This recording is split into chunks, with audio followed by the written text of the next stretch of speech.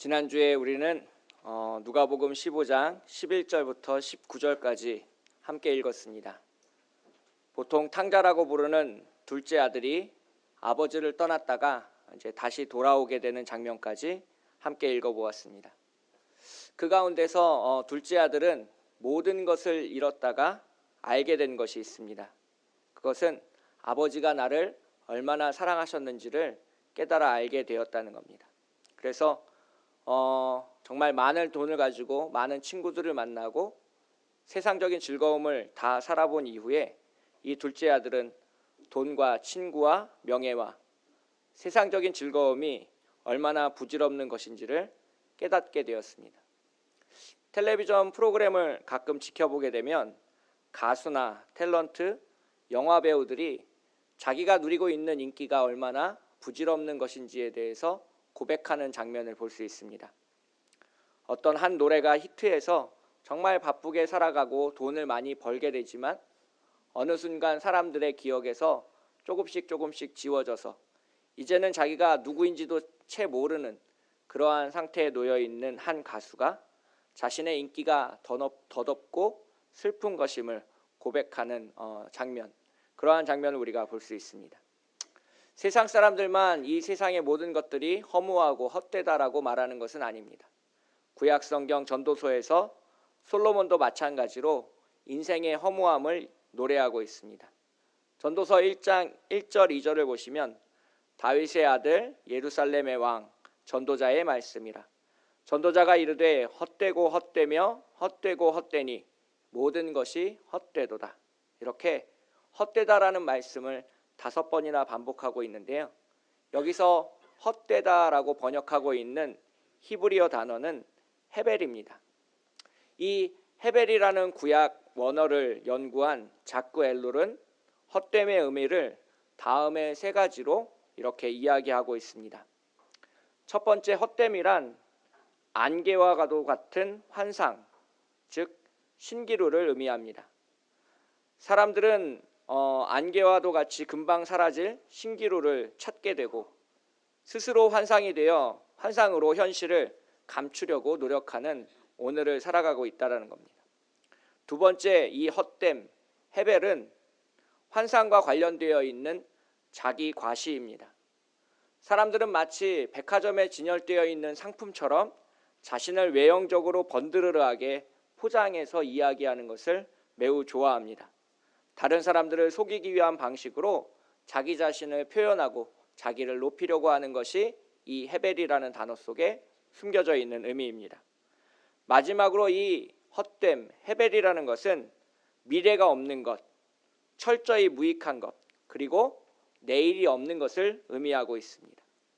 그래서 이 인생의 헛됨 가운데서 진정한 의미를 발견하기 위해서는 우리가 하나님께로 돌아가야 한다는 것이 솔로몬의 결론이었습니다. 그래서 우리가 하나님께로 돌아가 하나님을 예배하는 삶을 살아가기 위해서 꼭 필요한 것이 있는데 그것은 바로 회개입니다. 그래서 우리가 하나님께 방향을 돌이켜 진정으로 회개하고 예배하는 삶을 살아가기 위해서 필요한 것이 있는데 그것은 용기입니다. 첫 번째 필요한 용기가 있는데요. 그것은 현실을 있는 그대로 받아들일 수 있는 용기입니다. 많은 사람들은 자기가 보고 싶은 현실만 바라보고 자기가 믿고 싶은 뉴스들만 믿는 경향이 있습니다. 자기가 이성적이고 합리적이라고 이야기하지만 많은 사람들이 실제로 그런 상황에 처하게 되면 합리적이거나 이성적으로 행동하는 경우는 거의 없습니다. 예를 들어 보겠습니다. 우리가 만약에 라스베거스로 여행을 떠났다고 생각합시다. 제비 삼아 도박장에 가서 이렇게 10만 원, 20만 원 이렇게 도박을 하다가 1,000만 원 정도를 손해봤다고 생각해 보면 이성적으로 합리적으로 생각할 때는 그렇게 1,000만 원 정도 손해봤을 때 툴툴 자리를 털고 일어나는 것이 합리적입니다.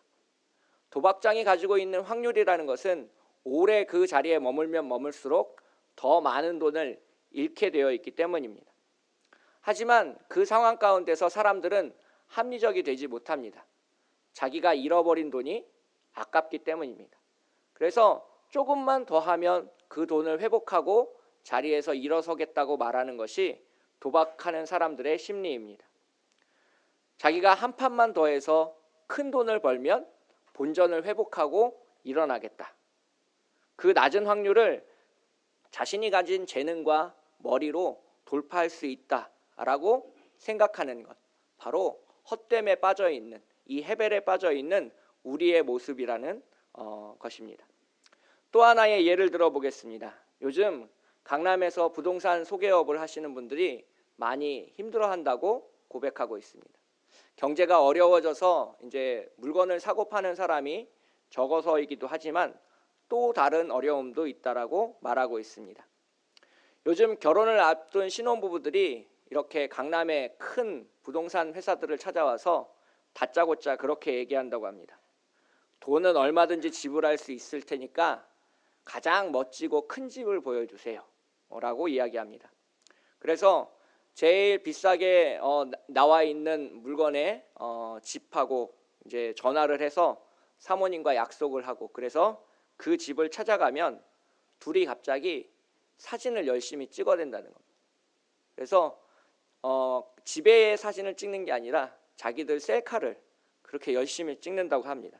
그리고 각 방마다 돌아다니면서 셀카를 다 찍고 나면 갑자기 사람들이 돌변해서 그 집에 흠을 잡기 시작한다는 겁니다. 이 집은 갑자기 물이 안 빠진다든지 벽지가 마음에 안 든다든지 별의별 흠을 다 잡아서 그 집을 나오고 나면 다음에 다시 올게요라는 그냥 형식적인 인사말만을 남긴 채 떠나간다고 합니다. 그렇게 떠나간 예비 신혼 부부들이 하는 일은 자기가 찍은 사진들을 인터넷 소셜미디어에 소셜 네트워크 같은 데 올려서 마치 자기네가 결혼하고 이 집에 살 것처럼 다른 사람들한테 과대 포장해서 이야기한다는 겁니다. 물론 모든 예비 신부들이 이렇게 행동하지는 않겠지만 우리가 가지고 있는 것보다 더 크게 다른 사람들에게 보여주고 싶은 심리가 우리 안에 있다라는 것을 잘 보여주는 예라고 하겠습니다. 그래서 이 헛됨이라는 것은 우리 안에 있는 자기과시의 욕구를 다 무의미한 것, 헛된 것이라고 이야기하는 겁니다. 그래서 우리가 하나님 앞에 돌아가기 위해서 가장 먼저 필요한 것은 우리 자신 스스로를 있는 그대로 인정하는 것입니다. 그래서 거울 속에 있는 내 자신의 모습, 조금 주름지고 추하고 늙고 별로 아름답지 않은 모습 그대로를 하나님 앞에 그대로 인정하고 나아갈 수 있는 용기가 필요하다는 겁니다. 그래서 자신을 포장해서 아프지 않은 척, 슬프지 않은 척, 고통스럽지 않은 척 오늘을 살아가는 것은 하나님이 원하시는 삶의 모습이 아니라는 겁니다. 있는 그대로 내 모습 그대로를 가지고 하나님 앞에 나아가 은혜를 받으시는 우리 모두가 되시기를 축복하겠습니다. 그렇게 현실을 직시하는 용기를 갖게 되면 하나님이 우리에게 첫 번째 은혜를 베푸시는데, 그것은 우리의 죄를 깨닫게 하시는 조명의 은혜입니다. 신학적으로 이것을 은혜의 조명이라고 하게 되는데, 조용히 골방에 들어가서 촛불을 하나 키워놓고 기도를 할 때면 나도 모르는 나의 죄가 떠오를 때가 있습니다. 10년 전에 있었던 일, 이제는 그때 누구를 만났는지도 가물가물해지는 그 사건 속에서 내가 어떤 죄를 저질렀고 내가 누구를 아프게 했었는지 갑자기 떠오르는 그러한 일들이 있습니다. 그래서 하나님께서 그렇게 있는 나 자신을 그대로 바라보는 용기를 가진 사람들에게 죄를 깨닫게 해주시는 은혜를 주십니다. 오늘 읽지는 않았지만 누가복음 15장 17절을 보시면 그러한 은혜가 이 둘째 아들에게 임하고 있다는 것을 볼 수 있습니다. 17절을 보시면 이에 스스로 돌이켜 이르되라는 장면이 나오는데요. 스스로 돌이킬 수 있는 은혜는 바로 하나님이 주시는 겁니다. 자신이 아버지와 하늘과 아버지께 많은 죄를 저질렀다는 사실, 자신이 너무나도 나쁜 사람이었다는 사실을 깨닫게 되는 데는 이렇게 하나님의 은혜의 조명이 필요하다는 겁니다. 그래서 둘째 아들은 이제 다시 아버지께로 나아가기 위해서 자리에서 일어나는 장면이 오늘 함께 읽은 20절의 첫 부분입니다. 이에 일어나서 아버지께로 돌아가니라. 그래서 진정으로 회개하기 위한 두 번째 용기가 오늘 본문에 등장하고 있는데요. 그것은 아버지께로 돌아서는 용기입니다. 현실을 있는 그대로 바라보고 난 다음에 주님의 은혜의 조명 가운데 나의 죄를 깨닫고 난 다음에 하나님 아버지께로 돌아서는 용기가 필요하다는 겁니다. 그래서 진정 회개를 하는 사람은 용기 있는 사람이라고 할 수 있습니다. 제가 병원에 신방을 다녀보면 그런 사람들을 꼭 한두 명씩 만나게 됩니다. 이제 신방을 가기 위해서 이제 엘리베이터를 타고 올라갈 때쯤이면 그 엘리베이터 안에서 꼭 혼잣말을 아주 크게 하시는 분들을 만날 수 있습니다. 어떤 혼잣말을 하냐면요. 나도 어릴 때 교회 다녔었는데 어휴 누가 날 좀 위해서 기도를 해줬으면 좋겠어. 분명히 제 손에는 성경책이 들려있고 제가 목사라는 건 말하지 않아도 어디 가서도 금방 티가 납니다. 근데 그렇게 혼잣말을 크게 하시는 거는 병원에 입원해 있어서 아프니까 나를 위해서 기도 좀 해달라는 표현을 그렇게 애둘러 표현하고 계시는 거겠죠. 그런데 그런 분들 중에 희한하게도 저를 직접 찾아와서 목사님이시죠? 저 기도 좀 해주시면 안 될까요? 요즘 너무 아파서 힘들거든요. 어릴 때는 교회를 자주 갔었지만 요즘은 잘 못 나가요. 그래도 목사님이 기도해 주시면 빨리 나을 것 같으니까 기도 한번 해주시면 안 될까요, 목사님? 이렇게 직접적으로 찾아와 얘기하시는 분은 한 분도 없었습니다. 바로 용기가 없었기 때문입니다.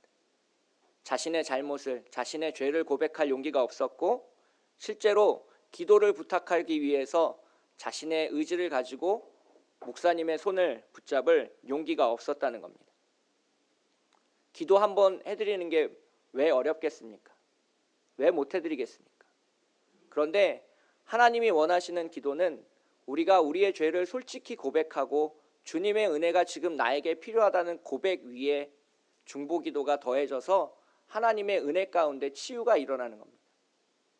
그래서 그 고백이 없이 그냥 나의 병이 낫기 위해서 하는 그 고백 가운데서는 아무런 은혜도 아무런 능력도 아무런 기적도 일어나지 않습니다. 그래서 제가 기도를 해드리는 분은 설령 교회를 다니지 않더라도 그렇게 믿음의 고백을 하시는 분들에게는 제가 일일이 다 기도를 해드립니다.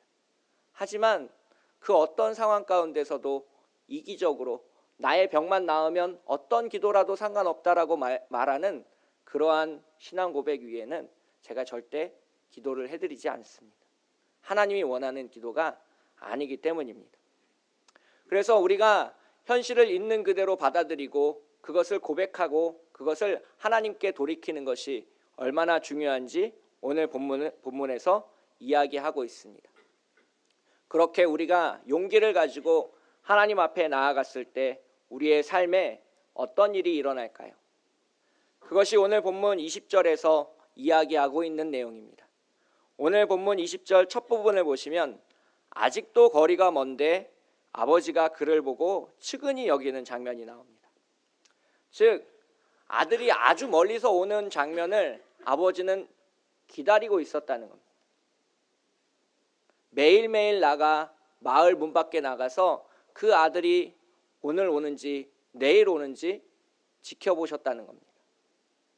아들이 원하기에 할 수 없이 유산을 나눠주긴 했지만 그 아들이 그 돈을 다 탕진할 것을 미리 아버지는 알 수 있었습니다. 그 아들이 어디 가서 굶지는 않는지, 그 아들이 누구한테 맞지는 않는지, 그 아들이 혹시 병에 걸려서 죽음에 이르지는 않았을지 전전긍긍하면서 기다리시는 분, 바로 오늘 본문에 나오는 아버지의 모습이고 우리 하나님의 모습입니다. 실제로 우리나라 전통 문화 안에서도 이러한 비슷한 특징들이 있는데요. 가출한 아들을 위해서 식탁 위에 지금 없는 아들의 밥상을 올려놓는 경우를 볼 수 있습니다. 군대 간 아들의 밥상을 식탁 위에 올려놓는 경우도 간혹 볼 수 있습니다. 그렇게 밥상 위에 가출한 아들의 밥을 올려놓으면 어디 가서도 굶지 않는다는 전통 문화 속에 신앙이 있기 때문입니다. 오늘 본문 가운데 나오는 그 아버지도 그렇게 아들을 기다렸을 겁니다. 어디 가서 굶고는 있지 않는지, 어디 가서 아파하고 있진 않은지 그렇게 전전긍긍하며 쩔쩔매며 고민하며 기도하시는 하나님의 모습을 오늘 본문 속에서 발견할 수 있습니다. 그렇게 하나님은 우리가 하나님께로 돌아오기를 기다리고 계십니다. 구약성경 호세아 14장을 보시면 하나님이 우리를 향해 기다리고 있다라는 메시지를 아주 강력하게 이렇게 외치시고 있습니다. 이스라엘아, 내 하나님 여호와께로 돌아오라. 내가 불의함으로 말미암아 엎드러졌느니라. 너는 말씀을 가지고 여호와께로 돌아와서 아뢰기를 모든 불의를 제거하시고 선한 바를 받으소서. 우리가 숫송아지를 대신하여 입술의 열매를 주께 드리리이다. 우리가 아수르의 구원을 의지하지 아니하며 말을 타지 아니하며 다시는 우리 손으로 만든 것을 향하여 너희는 우리의 신이라 하지 아니하오리니 이는 고아가 주로 말미암아 긍휼을 얻었음이니이다 할지니라. 회개하는 사람이 주님께 돌아와 입술의 열매로 하나님께 회개하며 우상 숭배를 돌이켜 하나님의 긍휼을 구하는 것이 오늘 본문 가운데 나오는 둘째 아들의 모습입니다. 그리고 그렇게 입술의 열매로 하나님께 자복하며 회개하는 사람에게 하나님은 말씀하십니다. 내가 너에게 은혜를 베풀겠노라. 내가 너를 사랑하겠노라. 그래서 하나님은 끊임없이 우리를 기다리시는 분이고 하나님은 우리를 사랑하시는 분입니다. 사랑하는 사람은 추운 겨울날 기차역에 서서 몇 시간이고 사랑하는 사람을 기다릴 수 있습니다. 사랑하는 사람이 나타나길 기다리면서 왜 연락이 되지 않는지 불안해하기도 하고요. 무슨 일이 생긴 것은 아닌지 걱정하기도 합니다. 그래서 하나님은 우리를 기다리고 계십니다. 우리의 삶에 무슨 아픔이 있지는 않은지, 우리가 무슨 고민을 가지고 하나님을 멀리 떠나 있지는 않은지 하나님은 전전긍긍하면서 우리를 기다리고 계신다는 것입니다. 그 하나님을 믿고 의지하고 오늘 돌아오시는 우리 모두가 되시기를 축복하겠습니다. 그렇게 회개하며 돌아오다. 이 회개하다를 의미하는 히브리어는 수부라는 동사입니다. 이 수부 동사는 돌이키다, 방향을 전환하다, 회개하다라는 의미를 가지고 있습니다. 그래서 이 수부라는 말을 잘 기억하려면 부메랑을 떠올리시면 좋습니다. 호주의 인디언들이 사냥을 위해서 사용하던 무기가 부메랑인데요. 던지면 목표물을 향해 나아가다가 다시 주인에게로 돌아오는 무기입니다. 즉 회개라는 것은 하나님을 떠났다가 부메랑처럼 하나님께 다시 돌아오는 것을 의미합니다. 이 회개라는 것은 방향을 전환해서 180도 전환해서 하나님을 향해 나아가는 것을 의미하는데요.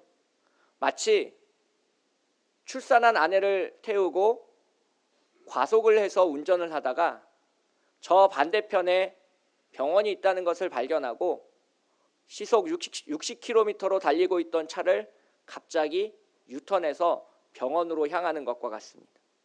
즉 회개라는 것은 그렇게 긴박하고 우리의 삶에 큰 방향 전환이 필요하고 위험하다는 것을 의미하고 있습니다. 그래서 이 회개라는 것은 쉬운 일이 아니라는 겁니다. 그래서 그 한 사람이 주님께 회개하고 하나님께 나왔을 때 하나님은 오늘 본문 가운데 나오는 아버지처럼 기뻐하십니다. 오늘 본문 20절 후반부를 보시면 달려가 목을 안고 입을 맞추는 장면이 나옵니다. 아들을 군대 보낸 경험이 있으신 분들은 오늘 본문이 잘 이해되시리라고 생각합니다. 훈련소로 들어가는 아들의 뒷모습을 바라보며 돌아오는 기차 안에서 내내 조용히 눈물 흘리시던 부모님. 아들이 이등병으로 첫 번째 휴가를 나와서 집 초인종을 누르면 신발도 채 신지 못한 채 버선발로 나와 우리를 맞이하시는 그 부모님의 모습. 오늘 본문 가운데 우리를 사랑하시고 우리를 기다리시고 우리를 기뻐하시는 하나님의 모습입니다. 오늘 본문 가운데 이 둘째 아들은 한동안 거지의 삶을 살았습니다. 돼지와 함께 있었기 때문에 돼지 냄새도 났습니다. 한동안 잘 씻지 못했기 때문에 몸에서 매우 역겨운 냄새를 풍기고 있습니다. 기차역에서 노숙자를 만나보면 그 사람을 향해 다가가 안아준다는 것이 얼마나 힘든 일인지를 잘 알 수 있습니다. 하지만 지금 아버지는 아들의 더러움이나 역겨움이나 냄새 이런 것들은 아랑곳하지 않고 아들이 돌아왔다는 기쁨에 아들을 끌어안고 나아가고 있다라는 겁니다. 아들을 향한 그 어떤 부끄러움이나 수치 없이 아버지가 먼저 그 아들에게로 향해 있다라는 것이 중요합니다. 제 인생 가운데도 오늘 본문에 그 달려가 수치를 무릅쓰고 나아가는 그런 기억이 있습니다. 첫째 아들이 이제 한 200일, 300일 됐을 그 무렵이었는데요. 월요일날 이렇게 장인어른 댁에서 한가로이 점심을 먹고 있을 때였습니다. 저희가 점심을 먹는 동안에 장인어른이 첫째 아들하고 이렇게 놀아준다고 이렇게 빨래통에다가 끈을 묶어가지고 이렇게 썰매를 태워주고 있었습니다. 근데 그게 정식 장난감이 아니었기 때문에 그 빨래통이 뒤로 확 넘어지면서 아들이 이렇게 뒤통수부터 해가지고 머리를 꽝 땅바닥에 세게 부딪혔습니다. 그래서 넘어지면서 입술을 너무 세게 깨물어 가지고요, 그 잇몸에서 피가 나기 시작했습니다. 밥을 먹고 있었고요. 그날 세수를 하지 못한 채 식사를 하고 있었는데 제가 갑자기 제 몸도 저도 모르게 숟가락을 조용히 내려놓고 그 아들을 안고 병원으로 갔습니다. 반바지에 반팔이었고요. 그 흰 티에 아들이 이제 피를 흘려가지고 피가 흥건하게 묻어 있어서 그 응급실까지 가는데 모든 사람들이 저를 쳐다봤습니다. 얼굴도 꾀재재했고 머리는 까치머리에 다 떠 있었지만 그런 것이 하나도 부끄럽지 않았습니다. 그 아들을 병원에 다 보내고 나서 집에 와서 생각해 보니 내 모습이 너무 추했다라는 것은 그때 알 수 있었습니다. 그리고 사랑하는 사람을 위해서라면 남들이 어떻게 쳐다보든지 남들이 나를 뭐라고 하든지 그런 것들은 중요하지 않다는 것을 깨닫게 되었습니다. 사랑하는 사람을 안고 병원에 가는 마음으로 지금 이 아버지는 둘째 아들을 안아주고 입 맞추고 눈물 흘리며 기뻐하고 있는 것입니다. 사랑은 그런 겁니다. 하나님이 우리를 사랑하시는 사랑 또한 마찬가지입니다. 우리의 모든 죄와 더러움과 추함과 악함을 하나님은 잘 알고 계시고 우리 몸에서 나고 있는 죄의 냄새 또한 하나님이 잘 맡으실 수 있지만 하나님은 그런 것들을 부끄러워하지 않으셨습니다. 하나님은 우리를 향해 그 아들 예수 그리스도를 보내셨고 그 예수 그리스도는 우리를 위하여 조용히 십자가를 지셨습니다. 그 사랑에 힘입어 오늘 우리가 회개의 자리로 나아갈 수 있고 주님과 동행할 수 있고 하나님의 은혜를 만날 수 있다는 사실을 믿으시길 축복하겠습니다.